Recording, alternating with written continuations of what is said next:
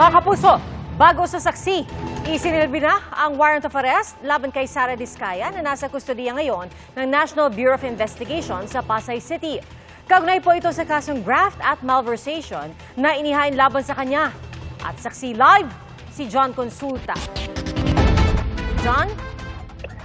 Yes, Pia, sa mga sandaling ito, nandito tayo ngayon sa gusali ng National Bureau of Investigation. At ang tangkuhan natin ito ay live ngayon na nakikita natin na ginagawa ngayon itong fingerprint kay Sara Diskaya matapos ang isilbi ng National Bureau of Investigation Organized and Transnational Crime Division ang warrant of arrest. At kabilang nga doon sa warrant of arrest na isinilbi sa kanya ay itong kaso ng malversation of public funds at kabilang pa nga rin dito ang warrant sa graft. Ayon dito kay Director Lito Magno, minabuti nilang isilbi na itong warrant of arrest matapos matanggap ang kopya nito mga pasado alas 7 ng gabi, Pia. Pero kaninang hapon pa, nakakuha na tayo ng mga impormasyon na posibleng lumabas na ang kopya ng warrant sa loob ng araw na ito. At kani-kanina lamang ay mismong si Pangulong Bongbong Marcos ang nag-anunsyo na lumabas na nga ang warrant. Kaya lahat ay naka-alerto kanina hanggang sa nang tuluyan na nakakuha ng kopya ang mga tauhan ng NBI ay isinili na. So sa mga sandaling ito, Pia, ongoing itong mahabang proseso ng pagkuha ng kanyang fingerprints ng mga tauhan ng NBI at inaasahan mamaya-maya lamang at tutuloy na ito sa susunod mga proseso tulad ng pagposa sa kanya dahil mula rito sa NBI ay ang ating impormasyon na kalapia ay dadalhin na ito sa detention facility ng National Bureau of Investigation sa Muntinlupa City. So aabangan natin kung magtutuloy-tuloy yung ganitong klase ng mga proseso matapos ng isilbi itong warrant of arrest sa negosyanteng si Sara Diskaya, Pia. John, alam na ba natin kung paano yung magiging paglipat sa kanya mula dyan papunta sa Muntinlupa? Ano yung inihahandang seguridad para sa convoy na maghahatid kay Sara Diskaya? Oo. Actually, Pia, mahigpit yung seguridad na ipapatupad ng NBI. Merong mga security teams na naka-standby na ngayon at naka-ready na rin ang ilang mga backup na teams. At inaasahan din natin, Pia, na actually bukas ng umaga magkakaroon ng hearing itong si Sara Diskaya sa bahagi ng Department of Justice ng umaga.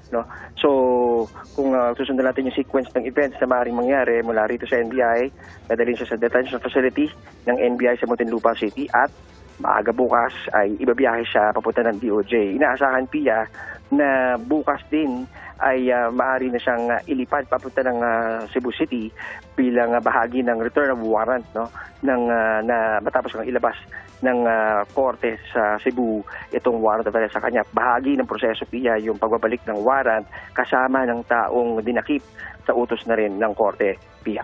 Alright, linawin natin yun dyan. Siya ay dadalhin sa Cebu dahil doon inihain yung kaso. Tama ka din, Pia. So maalala natin itong kasong ito ay actually sa Davao pero inilipat itong proseso ng kanyang kaso sa may bahagi ng Lapu-Lapu City, RDC.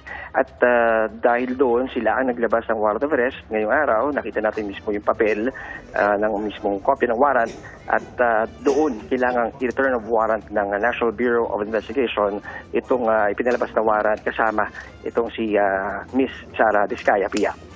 John, ang nakikita namin sa live na kuha sa NBI ay ang booking procedure nga, yung pagkuha ng mga fingerprint. Pero nagsagawa rin ba sila, John, ng medical examination? Tama ba? Tama ka doon, Pia. Kanina lamang, bagot nga siya kunan ng fingerprints, ay sumailalim si Ginang Diskaya ng masusing pag-examine ng mga doktor ng NBI. At ang kanilang gustong matiyak dito ay kung okay yung kanyang blood pressure, kung okay din yung kanyang kalagayan, at ilang doktor yung tumutok dito, hindi lang isa. Talagang inalalayan yung mga taong kumukuha ng mga detalye at datos sa kanya. At so far, Pia, maayos naman yung mga nakuhang impormasyon. Sa mga oras na to, Pia, tapos na itong pagkuha ng kanyang fingerprints.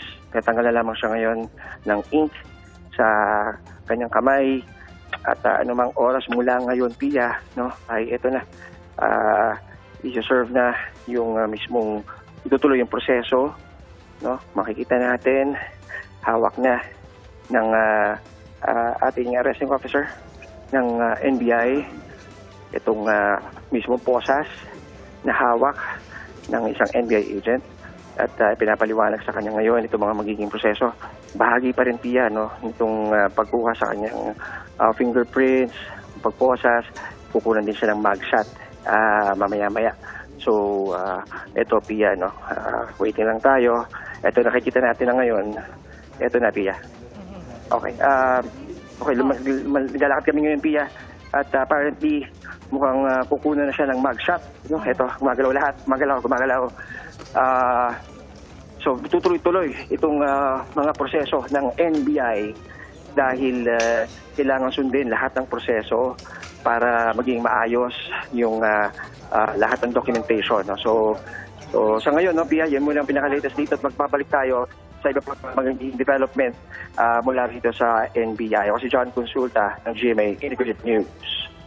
Alright, maraming salamat sa iyo, John Consulta, at babalikan po natin si John mamaya para sa iba pang mga update. Mga kapuso, maging una sa saksi.